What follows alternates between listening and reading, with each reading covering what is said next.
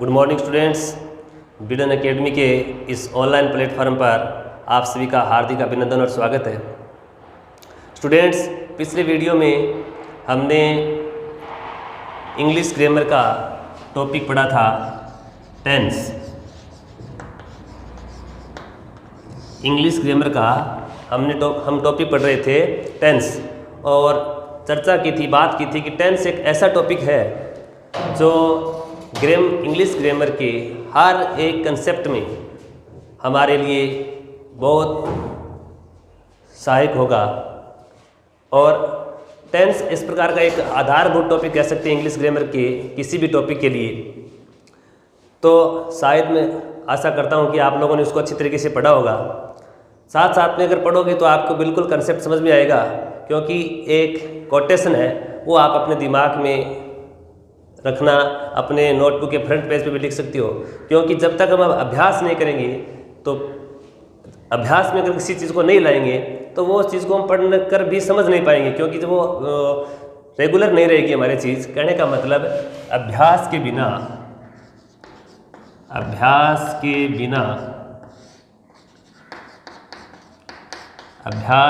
बिना विद्या का विनाश हो जाता है। अभ्यास के बिना विद्या का विनाश हो जाता है। कहने का अभिप्राय ये है कि अगर हम किसी चीज़ को पढ़ लिए और उसको बार बार अपने अभ्यास में रखेंगे, उस चीज़ को समझते रहेंगे, तो हम उस चीज़ को भूलेंगे नहीं। हमारे चीज़ वो रेगुलर रहेगी और याद भी रहेगी। लेकिन आप लोगों ने एक बार पढ़ लिया, उसको नोटबुक में उतारा नहीं और फिर उसका अभ्यास नहीं किया, तो ये बात 100% है कि आप उसको भूल जाओगे। लेकिन मैं आशा करता हूँ कि आप सभी ने अपने नोटबुक में उतार लिए होंगे। अब हम उससे आगे स्टार्ट करेंगे। लेकिन एक बार पिछले वीडियो में जहाँ से हमने छोड़ा था लास्ट टाइम में, उससे हम एक बार उसको वापस रिवाइज करते हैं। हमने पढ़ा था कि टेंस 3 होते हैं, प्रेजेंट, पास्ट और फ्यूचर। वैसे मुख्य रूप से टेंस 2 ही हैं, प्रेजेंट और पास्ट, क्योंकि फ्यूचर को हम एक टाइम के रूप में लेते हैं। और फिर हमने ये कहा था कि प्रत्येक टेंस के 4 सब सेक्शन होते हैं। कौन कौन से? इंडेफिनेट, कंटिन्यूअस, परफेक्ट और परफेक्ट कंटिन्यूअस। और प्रत्येक टेंस में हम 4 प्रकार के सेंटेंस बनाते हैं। वो कौन कौन से? अफर्मेटिव, नेगेटिव, इंटरोगेटिव और इंटरोगेटिव नेगेटिव। तो इस प्रकार कुल हमारे टेंस हो गए 12। कुल हमारे कितने टेंस हो गए? 12। अब समस्या ये आती है कि हम इन 12 टेंसों को पहचाने कैसे? इतने ज़्यादा हो गए, हम अलग अलग की पहचान कैसे याद रखेंगे? हमारे पहचान इनकी कैसे याद रहेगी? हम इसको कैसे समझेंगे? तो इन सब बातों का जवाब क्या होगा? इन सब बातों का आंसर क्या होगा? आज सब कुछ हम ये देखेंगे। तो सबसे पहला जो टेंस है वो है सिंपल प्रेजेंट। Simple present.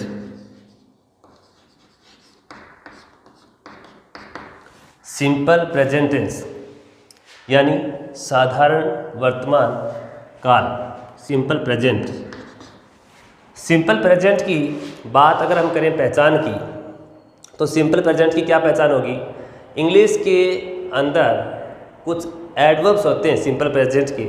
उन एडवर्ब्स के आधार पर हम ये डिफाइन कर सकते हैं कि ये जो सेंटेंस हम पढ़ रहे हैं ये सिंपल प्रेजेंट का है। लेकिन कई बार क्या होता है कि हमने इसको गलत अवधारणा में पढ़ लेते हैं, यानी टारगेट लैंग्वेज में नहीं पढ़ करके हम मदर टंग में इसको पढ़ना शुरू कर देते हैं। यानी हमारे टारगेट लैंग्वेज थी इंग्लिश, और इंग्लिश के साथ में हम हिंदी का यूज़ ले लेते हैं। जैसे सिंपल प्रेजेंट की अगर हम पहचान की बात करें तो इंग्लिश में तो इसके कुछ एडवर्ब्स होते हैं। उन एडवर्ब्स के आधार पर हम कह सकते हैं कि सिंपल प्रेजेंट का है। लेकिन एक ट्रेडिशनल वे कह सकते हैं, ट्रेडिशनल मेथड कह सकते हैं हम, उस मेथड को हम अपना लेते हैं। जिस प्रकार सामान्य तौर पर गाइड में देख सकते हो, आप बुक्स में देख सकते हो, हम भी ऐसा पढ़ गए हैं, आपने भी कभी पढ़ा होगा। यानी सिंपल प्रेजेंट की हिंदी पहचान हमें बताई जाती है कि हिंदी पहचान में इसके लास्ट में ता है, ती है,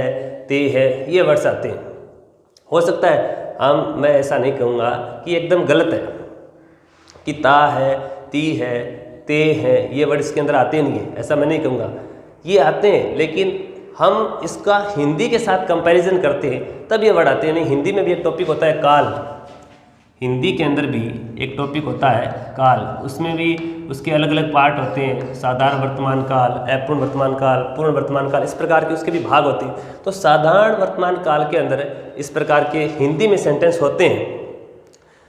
इंग्लिश में भी इस आधार पर आप ता है, ती है, ते है, इस आधार पर कह सकते हैं कि सिंपल प्रेजेंट का है। लेकिन जब आप बड़े स्तर पर जाओगे, कंपटीशन में उतरोगे, तो ये बात आपको बिल्कुल भी कहीं काम नहीं आएगी, क्योंकि इंग्लिश के अंदर हार्ड एंड फास्ट कोई रूल नहीं होता है।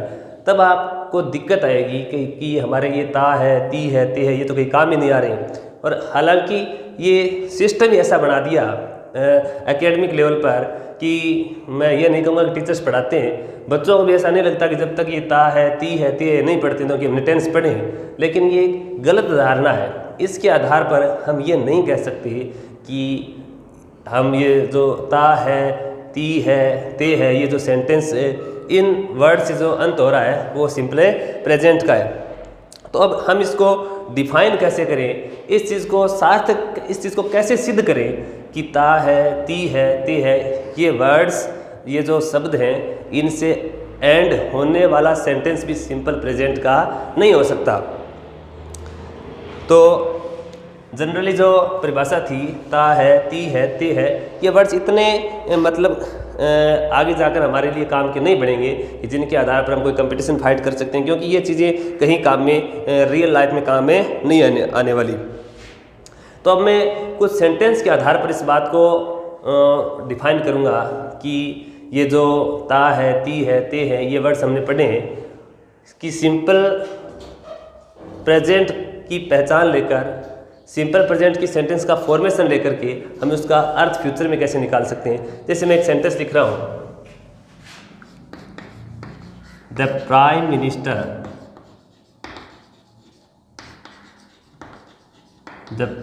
मिनिस्टर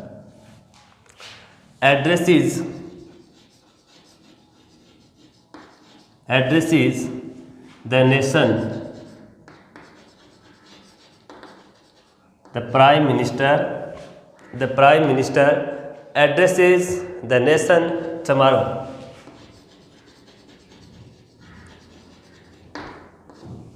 अब इस सेंटेंस की आप फॉर्मेशन देखिए, ये यहाँ पर सब्जेक्ट हो गया, ये क्या हो गया यहाँ पर सब्जेक्ट, और ये एड्रेसेस यानी वर्ब की फर्स्ट फॉर्म प्लस इसके साथ क्या है ईएस। ये वर्ब के बारे में हमने पढ़ा था, क्योंकि टेंस की परिभाषा भी हमने क्या पढ़ी थी, टेंस की परिभाषा हमने ये पढ़ी थी, tense changes the form of the verb to express the time of an action, यानी कार्य के समय के मुताबिक वर्ब में जो परिवर्तन होता है उसे ही क्या कहते हैं टेंस। यानी वर्ब से ही हमें ये डिफाइन करेंगे कि ये जो सेंटेंस है वो इस टेंस का, ये सिंपल प्रेजेंट का है, ये प्रेजेंट कंटिन्यू का है, ये प्रेजेंट परफेक्ट का है, ये प्रेजेंट परफेक्ट कंटिन्यूस का है। तो ये वर्ब है एड्रेसेस, यानी वर्ब की फर्स्ट फॉर्म के साथ क्या जुड़ा हुआ है इसमें ईएस। अब ईएस क्यों जुड़ा है वो तो हम आगे कंसेप्ट जब पूरा पढ़ेंगे तब इसका डिफाइन, इसका वर्णन करेंगे कि एड्रेस के आगे ईएस क्यों जुड़ा है। लेकिन पहले हम इस चीज़ को सीखते हैं कि ये जो सेंटेंस है वो किस टेंस का है। सिंपल प्रेजेंट की एक पहचान होती है कि जब सब्जेक्ट सिंगुलर हो तो उसके साथ वर्ब की फर्स्ट फॉर्म के साथ एस, ईएस या आईएस जुड़ा होता है। तो बिल्कुल ऐसा ही है, प्राइम मिनिस्टर सिंगुलर सब्जेक्ट है और एड्रेस वर्ब के आगे हमने ई एस जोड़कर इसको क्या बना दिया सिंगुलर, यानी जो प्राइम मिनिस्टर वर्ड है ये भी सिंगुलर है और जो एड्रेस वर्ब है ये भी क्या है सिंगुलर है। तो इस आधार पर हम कह सकते हैं कि सेंटेंस की जो फॉर्मेशन है वो कौन सी है सिंपल प्रेजेंट की। इस सेंटेंस की जो फॉर्मेशन है वो किस टेंस की है सिंपल प्रेजेंट की। यानी सिंपल प्रेजेंट का अगर पैटर्न की बात करें तो ये है सब्जेक्ट प्लस वर्ब की first form plus S, E S या I S plus object plus other etcetera, यानी जो रिमेनिंग पार्ट जो कुछ बच गया, स्थान सूचक शब्द हो सकता है, समय सूचक शब्द हो सकता है। तो इस पैटर्न को ये फॉलो कर रहा है, यानी ये सब्जेक्ट है, सब्जेक्ट के साथ क्या मैन वर्ब की फर्स्ट फॉर्म, और सब्जेक्ट सिंगुलर है तो वर्ब को भी सिंगुलर बनाने के लिए हमने इसके लास्ट में क्या जोड़ा है, ईएस। तो अब इसका अर्थ क्या निकलेगा, वैसे अर्थ भी हम हर चीज़ का अर्थ निकालेंगे तो इंग्लिश में ये संभव नहीं है कि हम जिस रूल को पढ़ाए उसी रूल के अकॉर्डिंग उसका अर्थ निकले। इंग्लिश में सबसे बड़ी चीज़ है स्ट्रक्चर, वोकेब और सेंस, हमें समझना पड़ता है हर चीज़ को। कि the prime minister addresses the nation tomorrow, प्रधानमंत्री कल राष्ट्र को संबोधित करेंगे। The prime minister addresses the nation tomorrow, प्रधानमंत्री कल राष्ट्र को संबोधित करेंगे। कहने का मतलब अभी किया तो नहीं है ना, राष्ट्र के नाम संबोधन अभी प्रधानमंत्री ने किया नहीं है। और ये जो टुमारो वर्ड है ये सिंपल फ्यूचर का सेंस देता है, सिंपल फ्यूचर की पहचान बताता है ये टुमारो, यानी आने वाला कल, जो हमने अभी तक नहीं देखा है। तो इसमें एक पहचान पढ़ते हैं, जब सिंपल फ्यूचर की पहचान पढ़ते हैं तो हिंदी में अक्सर ये लिखा जाता है कि गा, गे, गी, इनसे एंड होने वाले सेंटेंस को हम किसके अंदर लेते हैं, सिंपल फ्यूचर के अंदर। लेकिन यहाँ तो हमारा जो रूल था उसकी विपरीत काम हुआ है कि गा, गे, गी सेंटेंस का अर्थ निकल रहा है हिंदी में, लेकिन सेंटेंस की फॉर्मेशन किस में है, सिंपल प्रेजेंट में। तो इट मीन्स हम कह सकते हैं कि ता है, ती है, ते है, चाहे गा हो, गे हो, गी हो, ये जो पहचान बताई जाती हैं वो आगे जाकर के इनका अस्तित्व क्या हो जाता है, समाप्त हो जाता है। इनको याद करके हम ये नहीं कह सकते कि हम टेंस के जो सेंटेंस होते हैं या एरर पार्ट होता है उसको कंप्लीट कर सकते हैं, उसको सही कर सकते हैं। एक सेंटेंस और लिखता हूँ मैं, द स्कूल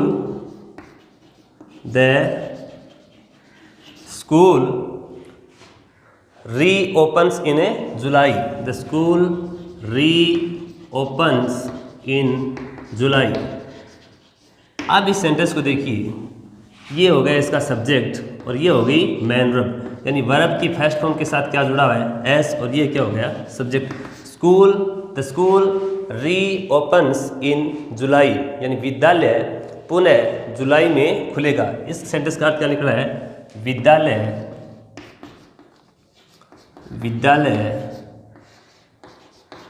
पुनः जुलाई में खुलेगा या शुरू होगा, कुछ भी कह सकते हैं। अब इसके लास्ट में भी क्या आ रहा है, गा, और आप लोगों ने बहुत बार सिंपल फ्यूचर पढ़ा है तो उसमें ये परिभाषा आपने पढ़ी भी है, लिखी भी है कि गा, गे, गी से एंड होने वाला सेंटेंस किस में होगा, सिंपल फ्यूचर में। लेकिन इस सेंटेंस की आप इंग्लिश सेंटेंस की फॉर्मेशन देखिए, इस इंग्लिश सेंटेंस की जो फॉर्मेशन है, इसकी जो बनावट है, इस सेंटेंस की जो बनावट है वो तो है सिंपल प्रेजेंट की, किसकी, सिंपल प्रेजेंट की। और ये सेंस किसका दे रहा है, ये सेंस दे रहा है सिंपल फ्यूचर का, कि अभी जुलाई महीना आया नहीं है और जुलाई महीने के आने के बाद स्कूल खुलेगा, जुलाई महीने में स्कूल खुलेगा। तो ये बात सिद्ध करती है कि हमारा जो ता है, ती है, ते है, ये जो रूल है वो इस बात को बिल्कुल स्टिक या सही नहीं बैठता। तीसरा एक सेंटेंस और देखते हैं हम, the prime minister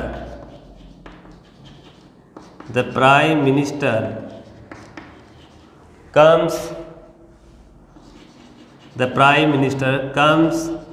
here tomorrow, the prime minister comes here tomorrow. ये भी सेंटेंस है, हमें देखो, द प्राइम मिनिस्टर इसका क्या हो गया, सब्जेक्ट, प्राइम मिनिस्टर का इसका क्या हो गया, सब्जेक्ट। कम्स ये क्या होगी, वर्ब की फर्स्ट फॉर्म प्लस एस, यानी ये सब्जेक्ट सिंगुलर है। प्राइम मिनिस्टर वर्ड क्या है, ये सिंगुलर सब्जेक्ट, SINGUL, या सिंगुलर सब्जेक्ट। तो वर्ब का कॉम्बिनेशन भी क्या होना चाहिए, सिंगुलर वर्ब। यानी जब सब्जेक्ट सिंगुलर होता है तो वर्ब भी क्या होगी, सिंगुलर। ये इंग्लिश का एक टॉपिक है सब्जेक्ट वर्ब एग्रीमेंट। उस टॉपिक के तहत, उस नियम के तहत ये हमें रखना पड़ता है कि जब सब्जेक्ट सिंगुलर होगा तो वर्ब भी क्या रखनी पड़ेगी, सिंगुलर, और जब सब्जेक्ट प्लूरल होगा तो वर्ब भी क्या रखनी पड़ेगी, प्लूरल। तो इस आधार पर हम कह सकते हैं कि अगर इस चीज़ को, इंग्लिश को जब हम हिंदी से जोड़ेंगे तो हम उतना नहीं सीख पाएंगे जितना हमें सीखने की आवश्यकता है। यानी हिंदी की अवधारणा को गलत रटकर हम अपनी टारगेट लैंग्वेज पर नेगेटिव इफेक्ट डालेंगे। तो इस चीज़ से ये स्पष्ट होता है कि ता है, ती है, ते हैं, गा है, गे है, गी, ये सारी की सारी बातें इंग्लिश में आगे चलकर हमारे कहीं काम आने वाली नहीं है। तो अब आप इसको इतना अपनी नोटबुक में नोट कीजिए और फिर हम आगे पढ़ेंगे सिंपल प्रेजेंट की एक एक जो विशेषता है इसकी पूरा का पूरा आगे वर्णन करेंगे।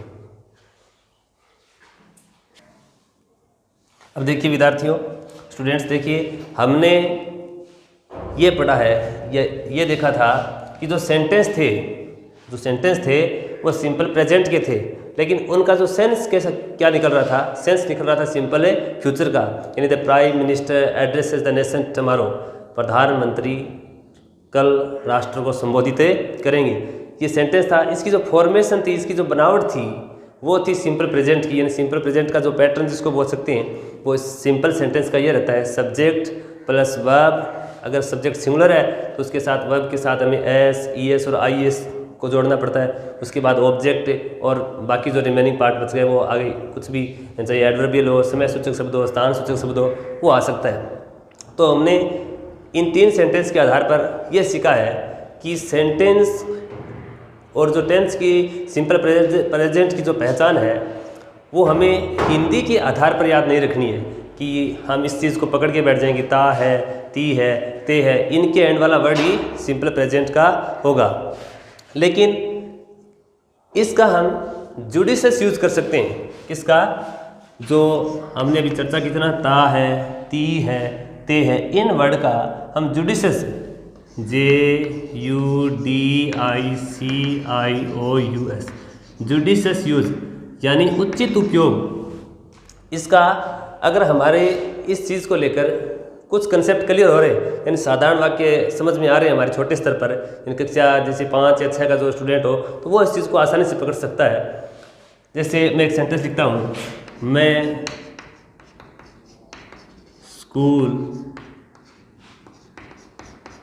जाता हूँ, तो इस सेंटेंस को बना सकते हैं कि ये ता है, ये जो वर्ड है ये सिंपल प्रेजेंट की पहचान बता रहा है। तो इस सेंटेंस को हम ऐसे बना सकते हैं, आई गो टू स्कूल। ये सेंटेंस सिंपल प्रेजेंट का है। एक में मैं पुस्तकें पढ़ता हूँ, इसको मैं इस सेंटेंस को ऐसे बना सकता हूँ कि ये क्या हो गया, सब्जेक्ट आई, पढ़ना क्या हो गया, वर्ब, और पुस्तक ये हो गया object. I read a book, मैं पुस्तकें पढ़ता हूँ। ये जो सेंटेंस है इनके ऊपर लागू हो रहा है कि ता है, वर्ड है वो जो लास्ट में आ रहा है।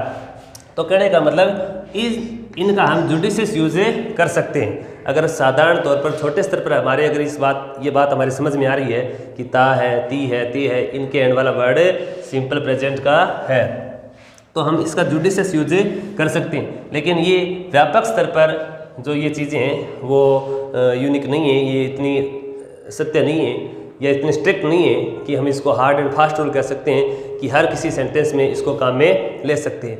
तो अब सिंपल प्रेजेंट पढ़ रहे थे, सिंपल प्रेजेंट की हमने पहचान की बात की।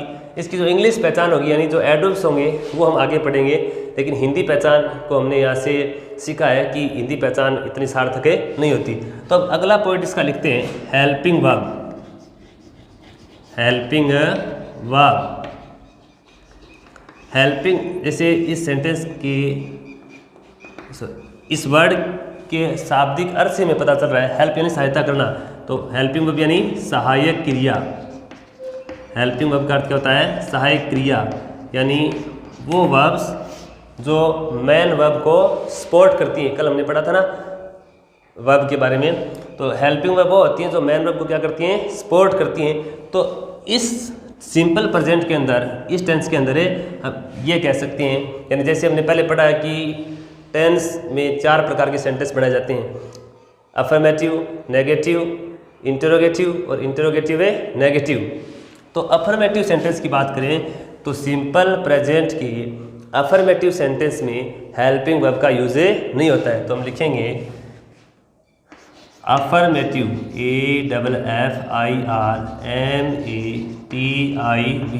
AFFIRMATIV, अफर्मेटिव सेंटेंस में HV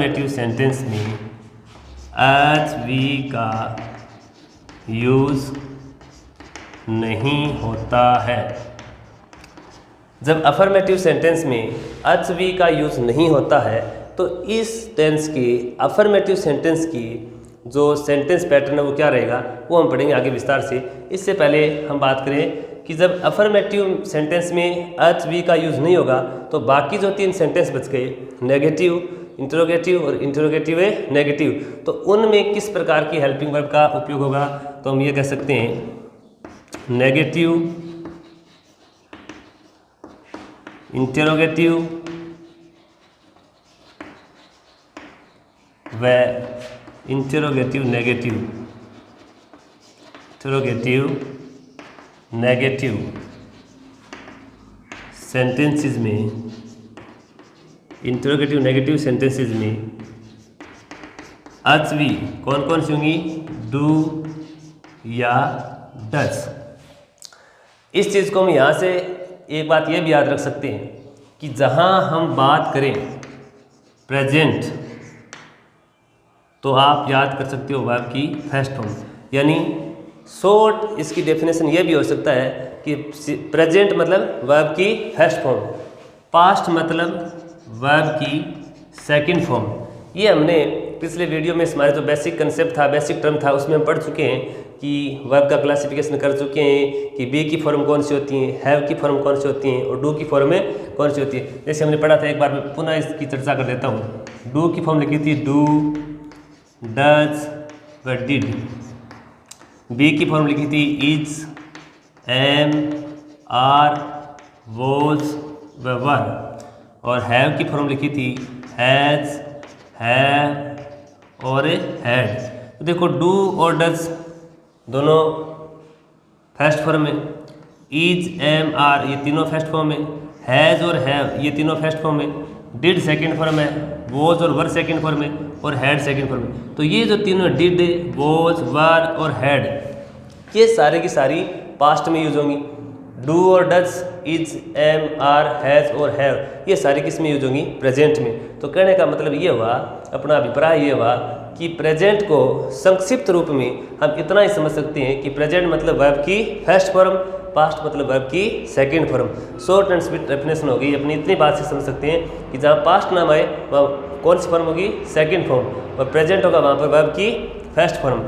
तो सिंपल प्रेजेंट में नेगेटिव, इंटरोगेटिव और इंटरोगेटिव नेगेटिव सेंटेंस में हेल्पिंग वर्ब के रूप में कौन सी वर्ब का प्रयोग होगा, डू और डज का। अब यहाँ से अपने को सीखना पड़ेगा कि डू और डज दो हो गई, तो डू का यूज़ कहाँ होगा और डज का यूज कहाँ होगा। अगर याद नहीं रहे, आपकी बार बार भूलो, तो इस चीज़ को याद रखिए कि डज के लास्ट में क्या है, एस। और मैंने नंबर के कितने प्रकार बताए, 2। कौन कौन से, यानी नंबर यानी हो गया वचन, नंबर यानी क्या हो गया, वचन। इसको मैंने 2 भागों में डिवाइड किया है। नंबर 1 सिंगुलर,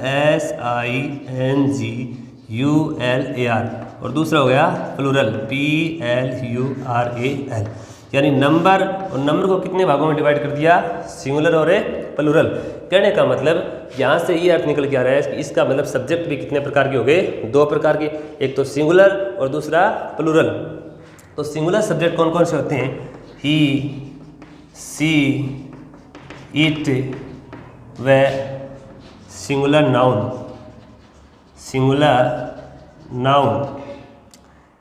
इनके साथ सिंगुलर में भी एस है और डज में भी क्या है, एस। तो एस एस मिला करके आप याद रख सकते हो कि सिंगुलर के साथ किसका प्रयोग होगा, डज का। आई, वी, यू, दे व प्लूरल सब्जेक्ट के साथ क्या आएगा, डू, यानी आई। अब हिंदी में ये एक और यहाँ पर कंसेप्ट क्लियर हो रहा है कि हम इंग्लिश को हिंदी से इतना नहीं जोड़ सकते कि हमारी टारगेट लैंग्वेज पर इसका बैड इफेक्ट पड़े। जैसे आई का अर्थ होता है मैं, और हिंदी में मैं है वो मैं सब जो वर्ड है वो सिंगुलर के रूप में आता है कि मैं पुस्तक पढ़ता हूँ। इससे आभास ये हो रहा है कि एक ही व्यक्ति पुस्तक पढ़ रहा है। लेकिन इंग्लिश के अंदर हम आई के साथ कौन सी हेल्पिंग वर्ब यूज़ कर रहे हैं? डू। तो इंग्लिश में आई को हम प्लूरल फॉर्म में लेंगे।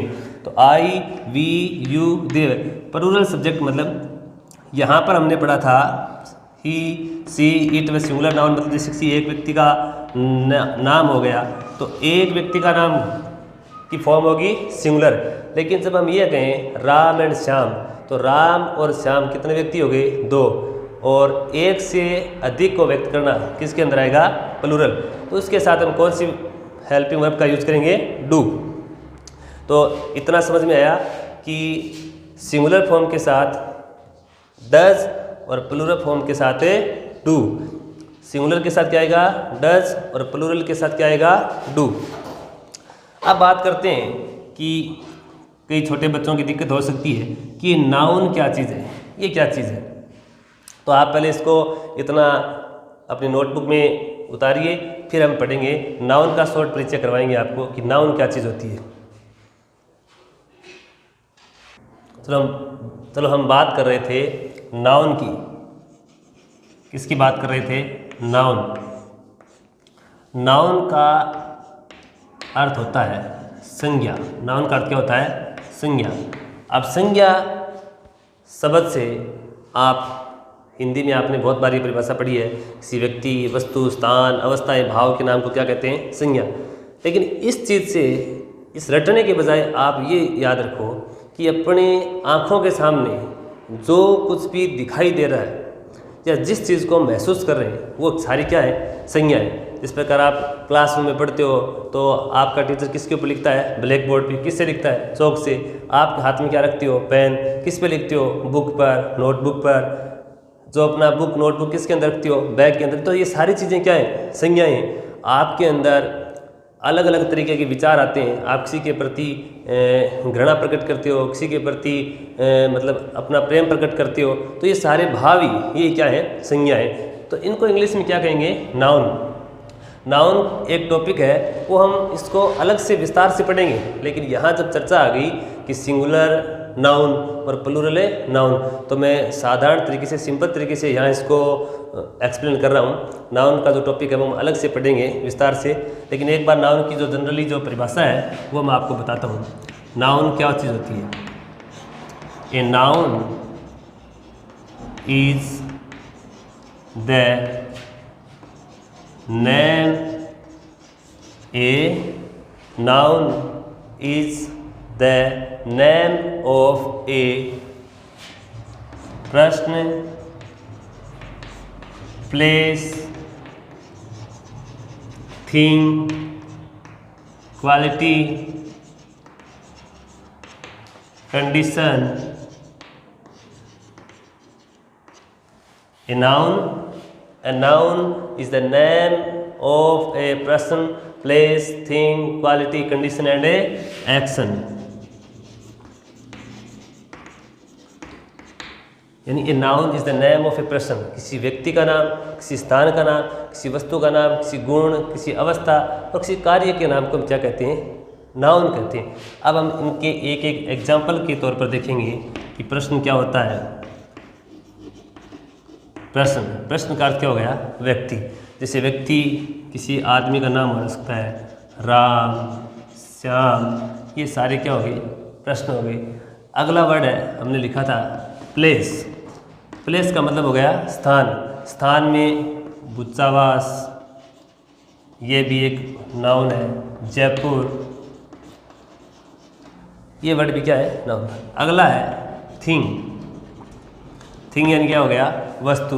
वस्तु जैसे पेन, बुक, ये सारी चीज़ें किसके अंदर आ गई? थिंग के अंदर। आगे वाला है क्वालिटी, QUALITY। क्वालिटी का मतलब हो गया जैसे किसी में ईमानदारी का गुण होता है, ऑनेस्टी लिख सकते हैं हम। क्वालिटी के बाद हो गया कंडीशन, CONDITION। कंडीशन यानी उसकी अवस्था कैसी है, जैसे इलनेस हो सकता है। एक्शन, एक्शन का मतलब होगा जैसे मूवमेंट, गति करना। तो ये अपनी होगी नाउन की डेफिनेशन। अब नाउन सिंगुलर और प्लूरल कैसे हो सकती है, नाउन के सब सेक्शन कौन कौन से हो सकते हैं, यानी एक नाउन तो ऐसी हो सकती है जिसको हम गिन सकते हैं। यहाँ पे देखो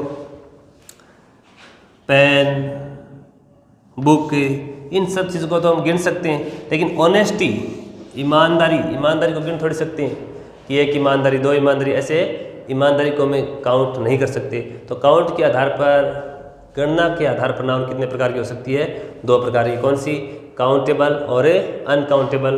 तो काउंटेबल की अगर अपन डेफिनेशन दें तो काउंटेबल क्या हो गई, यानी इसका शब्द में अर्थ है the noun which can be counted, संज्ञा जिसे हमें गिन सकते हैं। अब एक परिभाषा आप सीख गए तो अनकाउंटेबल की ऑटोमेटिक होगी the noun which can not be counted, संज्ञा जिसे हम गिने नहीं सकते। कौन सी नाउन होगी, अनकाउंटेबल नाउन। तो ये चीज़ें मैं आशा करता हूँ कि आपके समझ में आई होगी कि नाउन क्या चीज़ होती है, सिंगुलर नाउन कैसी होती है, प्लूरल नाउन कैसी होती है। और सिंपल प्रेजेंट के अंदर हमारा जो आगे का टॉपिक है वो हम अगले वीडियो में पढ़ेंगे। सिंपल प्रेजेंट में जहाँ तक हमने पढ़ लिया, कहाँ तक है, हेल्पिंग वर्ब तक हम कंप्लीट कर चुके हैं। आगे वाले वीडियो में हम पढ़ेंगे मैन वर्ब की क्या भूमिका होती है, सिंपल प्रेजेंट में कौन सी मैन वर्ब होती है। थैंक्स।